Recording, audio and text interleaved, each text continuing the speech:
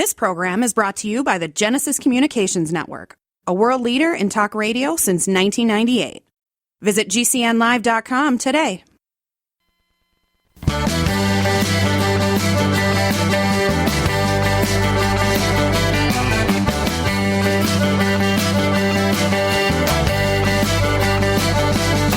Broadcasting and streaming live all across America. This is HomeTalkUSA with Michael King, where we will discuss topics pertaining to your home with industry-leading experts. Michael King is a licensed general contractor with more than 30 years of experience in home improvements and the author of Contracting with the King. Join us this hour for our segment Invent America with your co-host, the inventor lady, Rita Crompton. Discover what's next in the home improvement industry and explore new products and innovations. Or if you have that next great big idea, learn what it takes to bring your invention to the world as Michael King and Rita Crompton talk to America's inventors and innovators. Remember, the America of tomorrow is being invented today. We invite you to visit us at HomeTalkUSA.com. One of the best resources for home improvement information around today. Your best life begins with your best home, and there's no place like Home Talk. That's HomeTalkUSA.com. And now, we proudly present Invent America from the #1 home improvement radio program in the country, Home Talk USA, with your host, the Cajun contractor, Michael King, and his co-host, the inventor lady, Rita Crompton. All right, welcome, America. That's right. This is the Invent America show with my sidekick and co-host, the inventor lady herself, Miss Rita Crompton, part of the Home Talk USA radio family. Each week, every week at 4 o'clock Central Time here on the Genesis Communication Radio Network at GCNlive.com is when we kind of like specifically talk about new inventions, new technology, new blueprints to, if you have that next great idea, to give you some exposure. I mean, why wait? Why wait till the product is already being developed when we can discuss the product and the technology, why it's being developed, not already developed, if that makes sense. And to talk about that, I'd like to bring in my co-host, my sidekick. They call her the inventor lady herself, Miss Rita Crompton. Rita, how you doing? I'm fine. How are you today? Well, I tell you what, I love our little talks on the week, and it's getting close for what is it, the ADA show coming up? Yeah, ASD Market Week will be. We leave in 2 weeks to go to the show, and so we have just been adding inventors. If you're out there and you want to go, if you can't go and you want your product to go, we're taking a bunch of products where I have staff that represents them, and so it's so important to have eyes on products and the touch and the feel and the trying it. And we've got one inventor who's going, and she's like, I don't have the best prototype, but she needs feedback. She needs to know whether or not she should go after, or if somebody's got a really cool idea to improve it, and she wants to know, and that's what we do.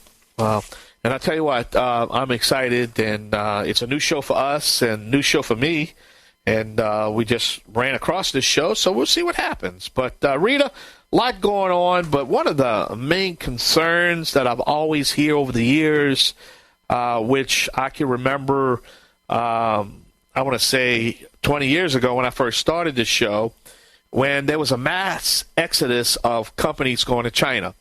Mm-hmm. And I said to myself then, what are you guys doing? Because China does not play on our same rules. No. Copyright infringement. They steal technology. And I say, what's going to happen? These stupid CEOs, and yes, I'm calling you stupid if you're out there, because you are stupid. And a lot of you already bankrupt your companies because they already stole your technology. But you guys went over to China and gave them the technology. Just gave it to them. A communist country gave it to them. And I knew that's going to be a problem. Well, now you have all these knockoffs all over the place. And by saying that opens up this topic that we're going to talk about. The fear of someone copying your product. Well, that was one fear right there. There it is, and it's a big one. All right, so what do you do? I mean, do you just always keep your product, hidden under your basket, or do you show it off and get out there? And so there's certain things inventors can do, all right, that will, minimize this, or at least give them a fighting chance. And so those are the things that we're going to talk about today. And we had a product. Now, I know we've had Michael Miller on several times. He's not our industry expert today, although he certainly could have been. We licensed a product to him through Danco that was going to be on all the Home Depot store shelves. And before the ink was even dry on the contract, another major big box store had knocked it off. And it was the licensee that went after him and shut him down. Yeah. And got the product pulled. So for inventors that say, oh, I just want to grow organically and do it, well, no, then they're going to eat you, basically. That's right. Yep. And so what we look at is, a licensee, they're going to fight that battle, and they normally have much deeper pockets than you do. But now that's why intellectual property is so important. And one of the things that we frequently recommend, and we have on our show before, is, when possible, file that PCT, because we've had products, and it was one of the other products that we had done a long time ago. The company called, and the first gentleman was having them manufactured in China, all right, and she had filed a PCT, so she had filed in China. And when we moved that product over to the licensee to a new company that was making them in China, the old company actually called and said, hey, there's another company making this. Is that okay? And we said, yes, we've licensed it. So we moved it over. But when you file in China, they will enforce it in China. When you file in the U.S., they will not enforce it in China. So you've got to be really strategic in what you're thinking about as far as licensing and who's going to fight that battle. Well, that's what I always said, at the end of the day. I can remember, though, Rita, and I need to tell you, and that's why we started Made with the USA, Made in America, because, a lot of jobs were lost and factories are closing down. And you can see now, people are starting to come back. But at the end of the day, what happened is that when we were doing the trade shows, I can remember having the China guests that of the exhibitors. And, and it's an international building show. It's international, I understand. But at the end of the day, I would not allow any cameras or pictures being taken with my clients or my technologies, because that's what they were doing. They were coming in with cameras, just taking pictures. Yep. I know. Why would this to happen? What do you think they're doing? They're going back to steal it. We actually have somebody we call our bouncer that goes to the show with us, and if you notice something like that, we've got a code word that gets the bouncer over there to take care of things that we see going on that shouldn't be. But yeah, you've got to watch it, and I'll get inventors that say, well, I don't want to do that because I don't want to expose myself. Well, you've got to say, all right, well, you want to get your product out there. Yeah. So at a certain point, you pull on your big boy pants and you get out there. The thing is that, yes, if you only file in the U.S., anybody can copy it and make it and sell it all over the world. That's right. The only place it's protected is in the U.S. Now, if you've got somebody that knows what they're doing, you can get it stopped at customs before it comes in. Yep. That's a fight. But our industry expert had a really interesting strategy, and I'm not going to take his thunder, but he did fight it, and he did do a really good job of fighting. Rita, there's the music. We got to step away. We got to take a short break. This is the Invent America Show here on the Home Improvement Broadcasting Network, streaming live on the Genesis Communication Radio Network, which is our network. We're going to come back with some guests, some topics, some inventors. Me and Rita will be right back, so don't go anywhere. Yay! Y'all come back now, you hear?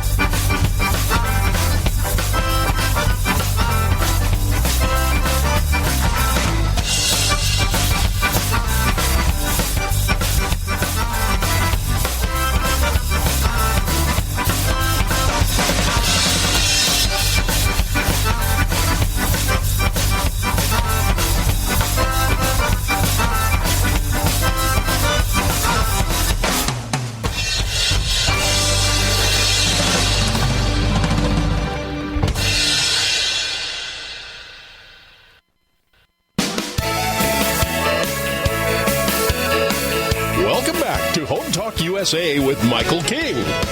Do you have questions about your next home improvement project or home repairs? Now you can chat with verified home repair and home improvement experts in just minutes. Get the help you need by visiting HomeTalkUSA.com. One of the best resources for home improvement information around today. Your best life begins with your best home, and there's no place like Home Talk.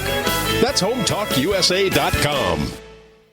And now, back to Invent America from the #1 home improvement radio program in the country. Home Talk USA with your host, the Cajun contractor Michael King, and his co-host, the Inventor lady, Rita Crompton. Hello, everybody. Thanks for sticking with us. We are talking today about infringements, copycats, how people are so concerned about getting their new product out there because it's going to be copied. And, you know, it's an issue that all inventors deal with. And my guest now is Don Skaggs, Mr. Kentucky himself. He runs the Kentucky Inventor Group. He's an inventor, an entrepreneur, a speaker, an author, a whole host of things that helps get inventors, you know, through that bootstrapping startup mode to being able to sell a company successfully. So, Don, tell us, what did you invent? Thank you so much for being with us, by the way. What did you invent? Oh, thank you. Well, we made a product that actually neutralized formaldehyde and helped people with formaldehyde exposure in pathology labs. Wow, that's a mouthful. Okay. It is a mouthful. Yeah. So very nerdy. You know, it kind of is. And so you and I were visiting, and this was one of the reasons I wanted to get you on for this topic today, is that you were copied, but you went into more of a positive type of attack mode. Tell our audience, you know, what happened and what you did. What was your mindset? Sure. Well, you know, when you walk into that trade show and you see a copy of your product and the literature that looks like they took your literature and just moved the words and pictures around a little bit, you're kind of horrified and angry and flattered all at the same time. Yeah. But we took a whole different approach because, you know, these were like multi-billion-dollar multinational corporations that could squash us like a bug. But the one thing that we had that they did not have was innovation. If they were able to come up with original things, they would have not had to have copied us. And that was our mindset. Good for you. We always stayed one step ahead of them on the innovation. And we always looked at them like, okay, well, you made this copy, but, you know, it really wasn't as good as ours. Yeah. And ours was better, and ours worked, and we were more nimble, and we were able to always stay one step ahead of them. They did one thing, we did the new thing. We became our own best competitor. That's excellent, and it's a very healthy way of looking at it. It's like, it's going to happen. If you've got a good product, it's going to happen. Yeah. But if you are always, you know, moving, always getting the next step in it, and I've told inventors, it's like, you know, sometimes as you're looking at the lifespan of your product, you know, when you come up with a better way of making it, maybe your new intellectual property is on the way you're making it. It's on the equipment that makes it. Maybe it's on, you know, that next evolution of the way it looks, so that there's options out there to keep it moving, just like you said, being nimble and always being creative. Yep. Yeah, and that's the superpower independent inventors have that big companies just don't have. Well, they've got so many people that have to approve it. All you've got is you and maybe a partner or a spouse or, you know, whoever's saying, oh, gee, Dad, this is really cool. And, you know, it's like, what about doing it this way? And I get inventors sometimes that are just so cool in the way that, you know, they look at something and say, oh, let's do it like this. And it's brilliant. Yeah. It's the better widget. It is. So what advice do you have for our listeners today? Don't let fear drive your decisions. If you see someone out there and they're trying to compete with you, don't just think, well, it's all over, game over, let me just go hide in the corner, let me go hide under a table somewhere. No, this is your opportunity to innovate and get one step ahead of everybody else, because that's how you got there to start with.